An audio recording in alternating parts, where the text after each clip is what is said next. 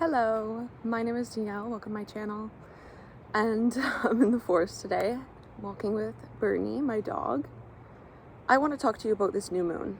This new moon in Krittika nakshatra. The new moon in Taurus. If we look at it from a Western standpoint, it was at 28, 29 degrees, and there are technically only 29 degrees because 30 is really zero. So it's the last degree, and these are always critical points. I was also making some pretty tight aspects with Pluto and Jupiter. Pluto square Jupiter during that time. This time, we're still in it, but we're now in Gemini season. Welcome to Gemini season. Biased, not biased, best season there is from your Gemini queen, Sun, Mercury. Anywho, there is this vibe from this new moon phase. Resemblant is the word that's coming through right now. Things in your present resembling your past. Whenever we have a square with the Pluto square Jupiter, this is an aspect whereby both planetary bodies have to absolutely overcome the weakness in both parties. And these are reflected in you. Jupiter is all about expansion, all about knowing your limitations and knowing when is the time to pass them and when is the time to really stay within them. It rules protection. It rules knowledge through learning, whereas Saturn would rule knowledge through life experience. Pluto rules your underworld, your shadow, your taboo, the things that you have repressed, the things that you have denied. And both of those planets are collective planets, meaning the energies that you know to be personal with them have a large influence from your upbringing, a large influence from your culture, a large influence from society, norms, intergenerational gifts, curses, all of the above. I just heard it's haunted. It's haunting. There's this haunting energy with this new moon. I really feel it. It's a haunting remembrance energy. It's really Halloween-like, honestly, All Hallows Eve. When we remember the things that have died, when we remember the spirits, the beings who have passed. And I said in the last live that I did, we looked at the Five of Swords and it felt like, come here, it felt like, Bernie, it felt like we were saying goodbye or watching the dead come back to life. We were watching, the mind was having a battle with old emotional reactions and responses to conflict that were being resurrected. And I don't know about you, but that happened to me a lot. And with this remembrance, I've just had this gnawing lately, how society and the way that the world operates, it's so forward focused. Confirmation verbs. It's so forward focused. It's so leave the past behind and carry on and conquer forward. And I just want to remind you that that's not actually how spirit works. That's not actually how life evolves. Everything goes through periods of life and of life and then death in the same incarnation. I love to just look at the seasons to understand that. And how things can bloom and then they become compost. And who's to say that the compost is more dead or alive than the blooming?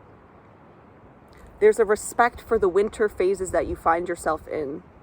And this new moon in Taurus wants you to be fully present with the seasons that you operate in any given moment, in any given now moment. It wants you to become so conscious in the different states that you navigate through. It wants you to have all of your senses alive to experience it. It doesn't want you to force or control. It wants you to take your time. It wants you to spend a little bit more time connecting with your internal stimulus. The stimulus that is natural. Taurus rules the earth, the elements. It wants you to remember your originality is something that's coming through. Your origins. It wants you to remember that your origins are always present in you in the now moment. And that you might just need a little bit more space and grace to allow that to come through. It wants you to stop being afraid of images and symbols and scenes that haunt. Understanding that it's a matter of perspective. Interesting, I was just going to say moral. Some of you guys might be juggling with morality. Other people's morals given to you that you're starting to undress. Just heard redress. Your style might be changing a lot right now. How you express yourself might be changing a lot. I really got goosebumps for that. That's interesting.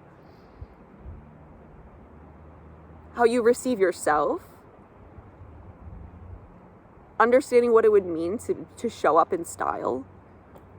In the way of how you're embodying and expressing your divine essence.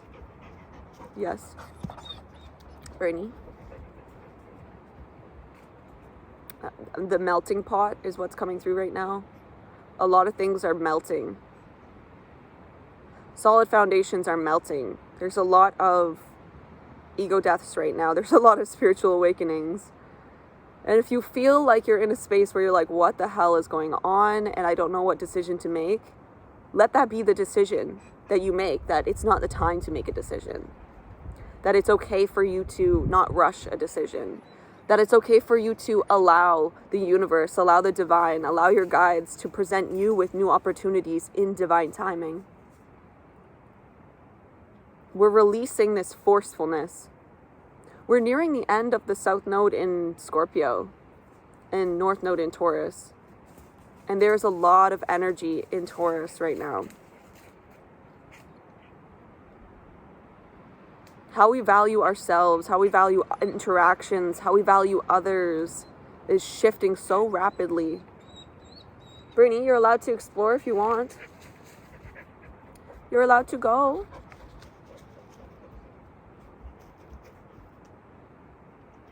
That you literally didn't even pee.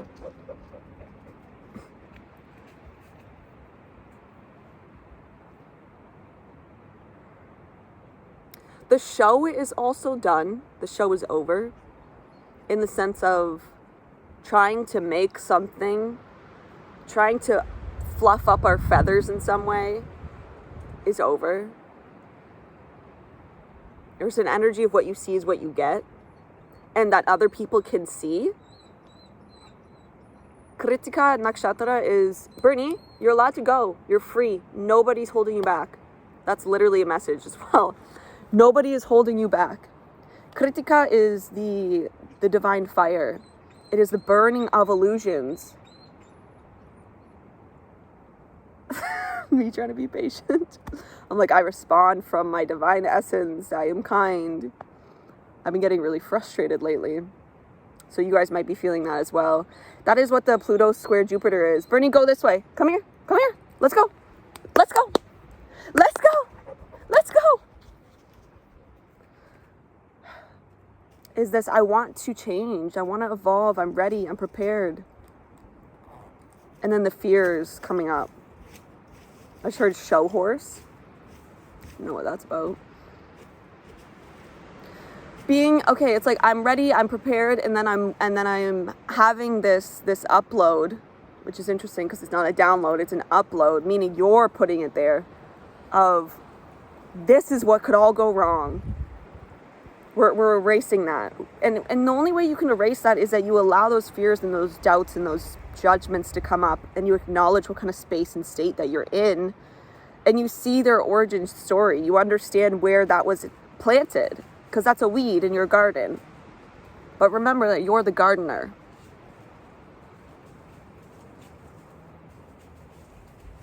And you don't want to use harmful pesticides in your own garden. So you don't want to approach yourself in a way that is harmful, that is not going to create a stable foundation for the long run. Ooh, they're really feeling this. Self-compassion is huge right now. What does that mean? We approach ourselves with kindness. I'm responding to myself in kindness. I'm remembering my common humanity. This means that I'm remembering that everybody, in some way, shape, or form, experiences struggle, experiences death, experiences hardship, experiences trials, tribulations, gestation periods. That patience is coming through, and how challenging it can be to be patient when you can see the vision. But it's just a matter of time for it to come through.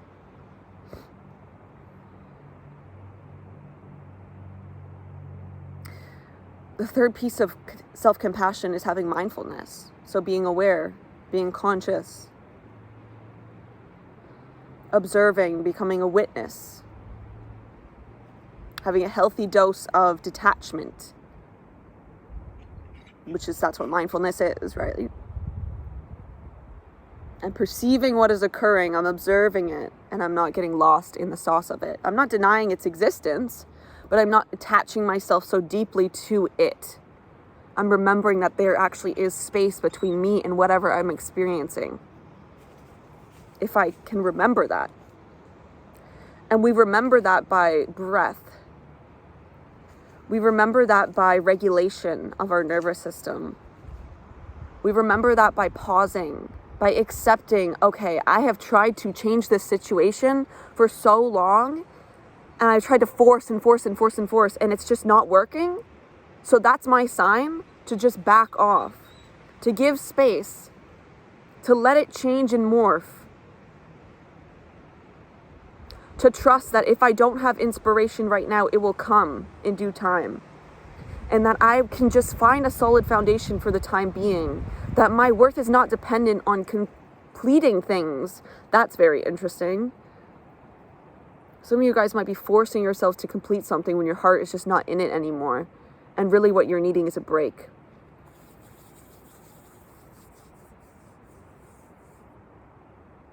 It's interesting when we don't really know what kind of energies we might be interfacing with, or like, I don't know what's wrong, but that simple act of noticing that we don't want to release it, the simple act of realizing and recognizing, okay, to step back from this, like alarms go off in me, shows us how much we were controlling it, shows us how much we were trying to will our own will to craft it instead of giving it space.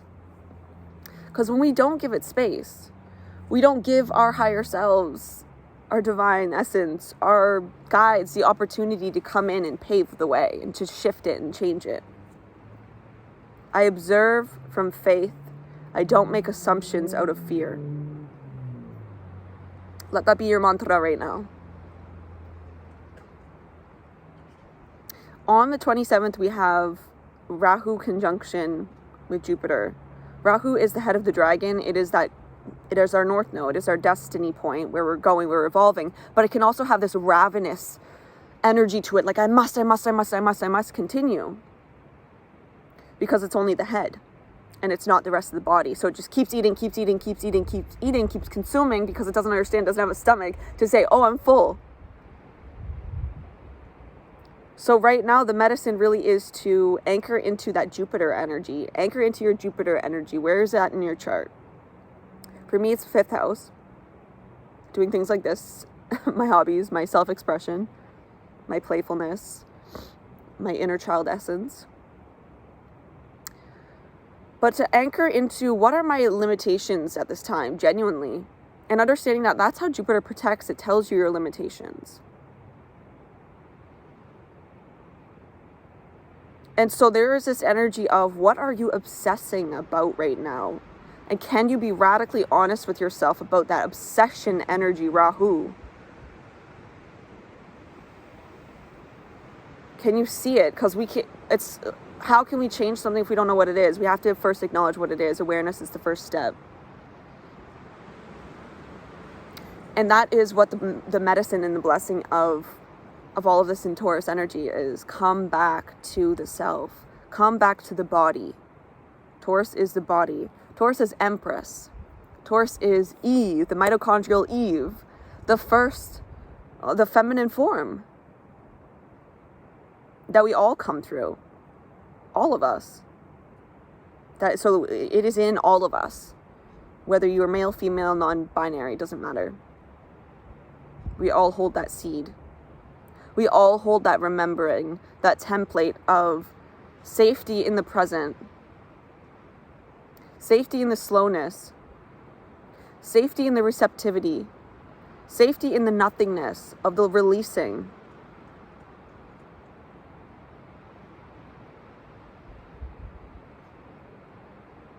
Safety in the cycles and the gestation, that's also feminine energy, right? And how things are spherical. What is most important is not that you control your essence into one state, but that you're becoming conscious of your navigation through the states that you operate in. Because there can be this spiritual bypassing little hook of, no, I want to maintain and sustain my highest alignment, thinking that highest alignment equals feeling good all the time. It doesn't.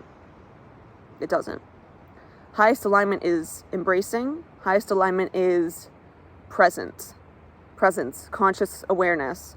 Highest alignment is choosing from that place of wholeness. Even if you're operating in a state where you're interacting with a past version of yourself, a part of you that feels, that screams a lack story, that screams a story of trauma, that screams a story of pain, that screams a story of dissociation, whatever it may be, you're mindful in that state. You're watching it.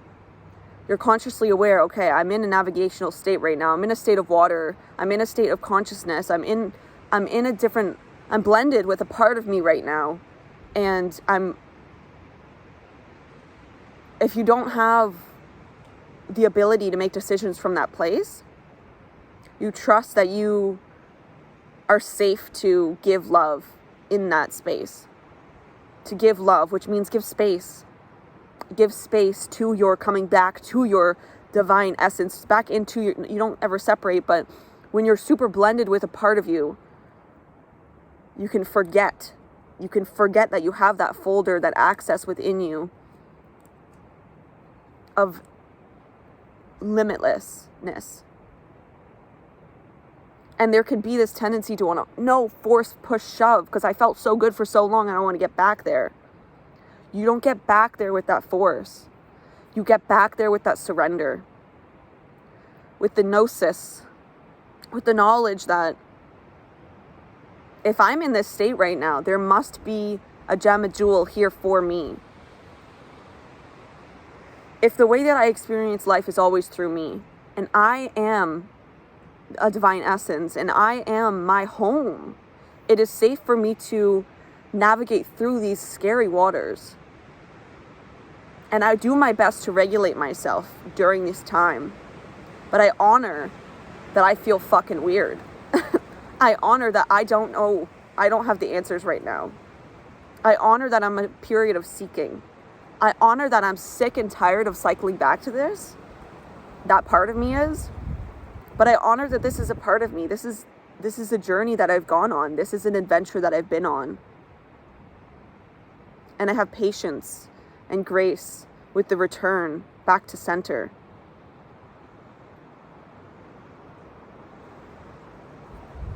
And I trust, I have faith. I have faith that it's not going to stay this way. I have faith that I'm going to have clarity. I have faith that I will feel good again. I have faith that I will come out of this with wisdom.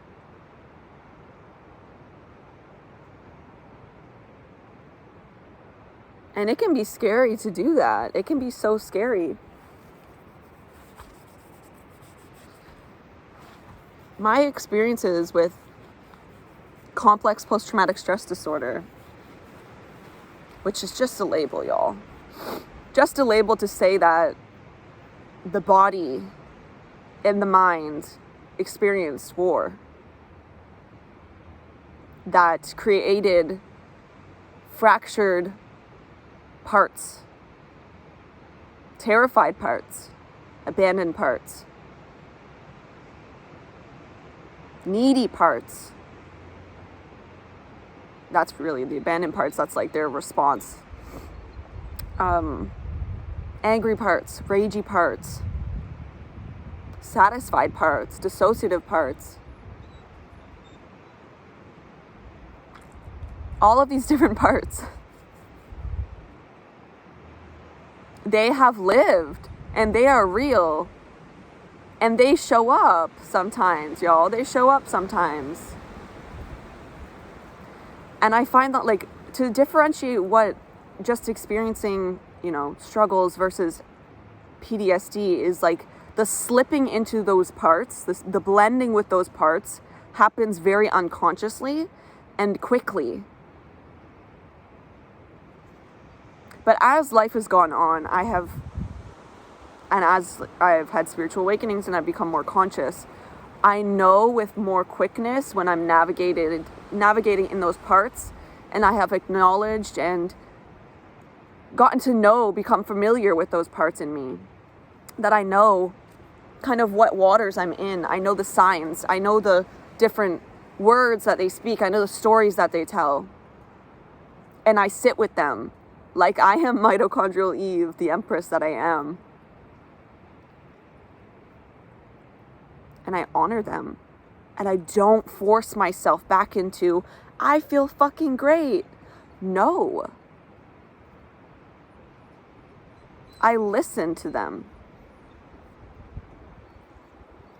And there are times where they are louder, which is usually around the winter phase of my menstrual cycle. So PMS or just, not ovulation, PMS or like I'm bleeding.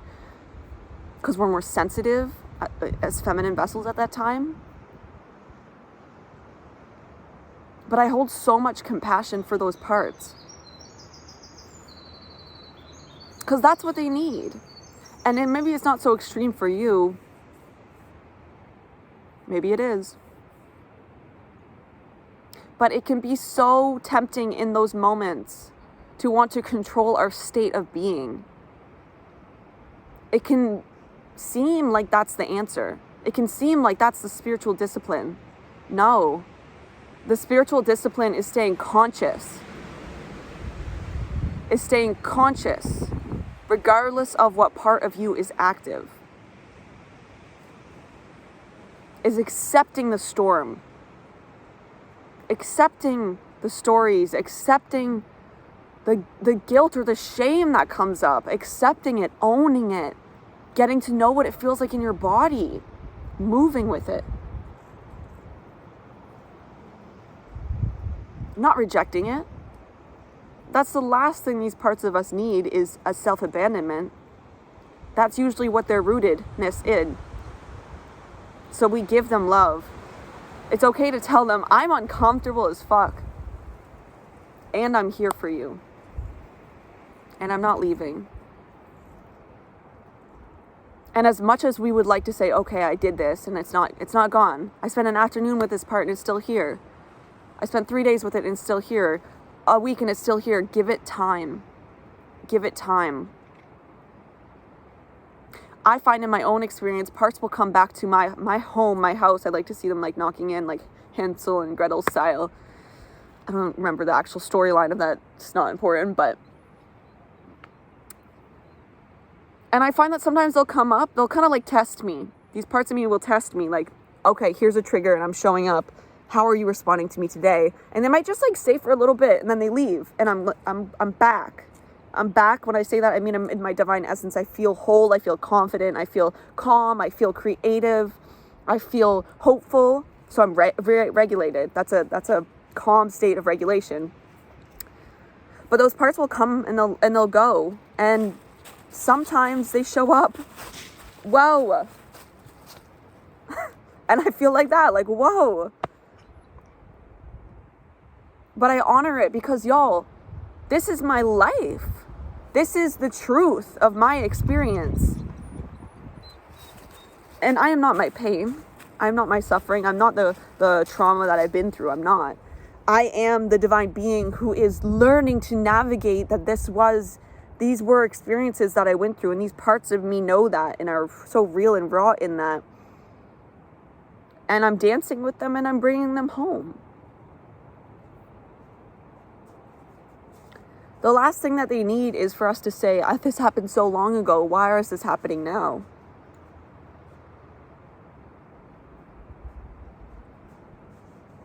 It's almost been 10 years.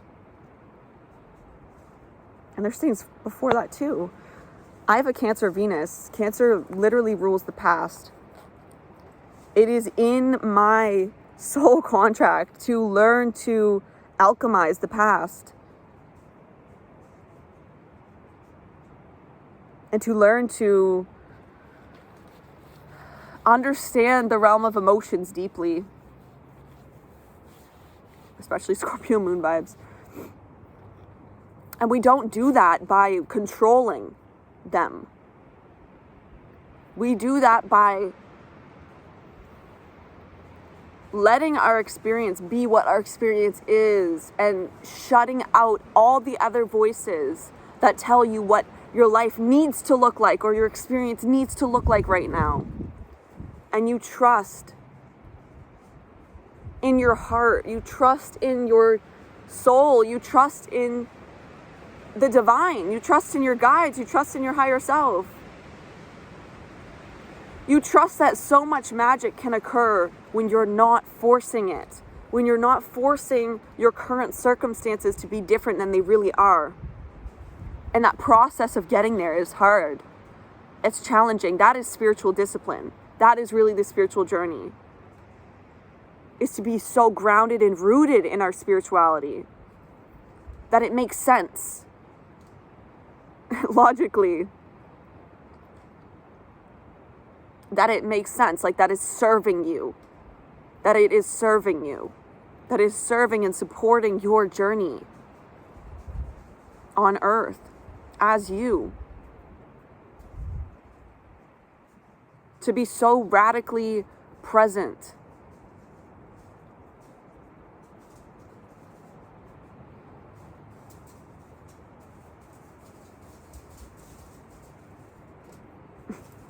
Bernie.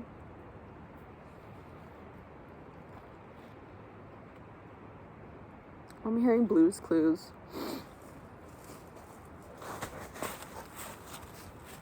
There are clues in the present for you. But I feel such a strong call to just disconnect. Disconnect from anything that makes you feel like you need to change. Like that energy of like, let's go. Not really, that's not the best explanation of that. But this energy of feeling this harmful, be different than who you are. Be different than who you are right now. This is like, personal development is one thing. But it doesn't happen. It doesn't happen sustainably from a part of you that says, we need to figure this out. No. A lot of the times, what needs to happen is the release of the needing to change it. That's what surrendering is. Opening ourselves up to being honest about how we are experiencing ourselves. Burning past the illusions. Understanding how so much of what we feel holds us back is archaic, is old, is ancient.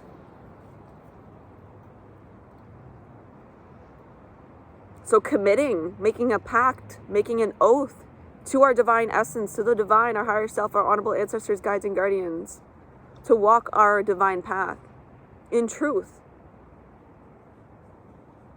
to release the illusions that harm us and others. And that can only be done through the key of the present. Because that is the biggest illusion, is being in the past or the future. And the centering of that cosmic infinity, past, future, is the center, the present.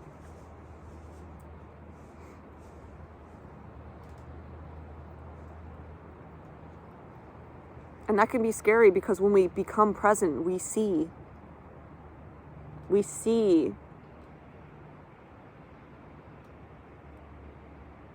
these little crawlers. And sometimes they're frightening. But most of the time they've been there all along.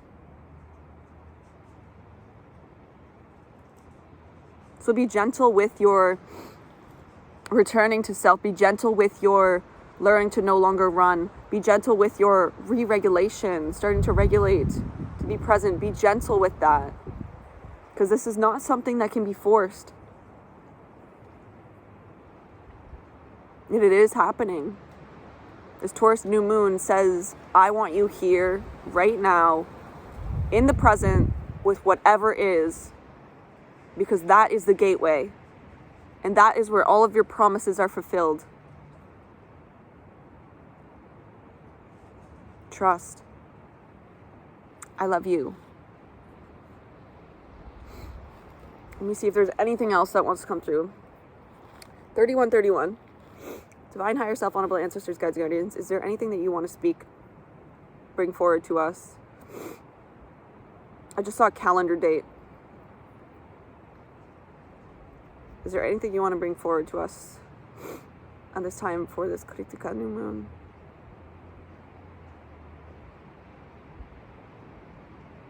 I just heard Leo.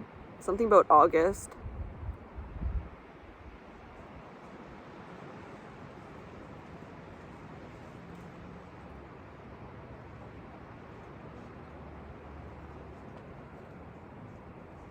Yes. Get lost.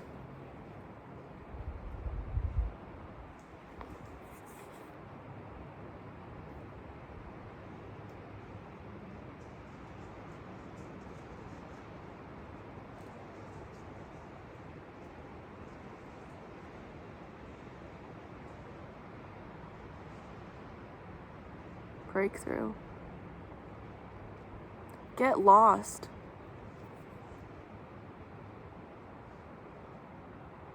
What would it mean to be so present that you're literally lost? Lost in that moment where time just disappears. What is that for you? What are you doing where you can literally just get lost in it?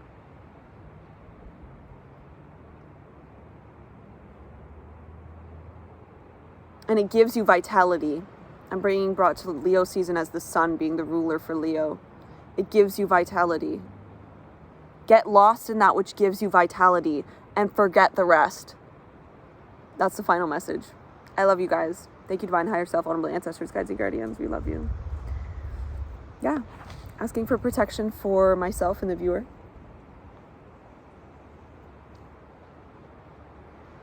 I love you.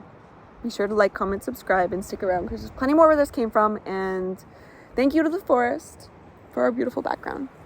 I love you.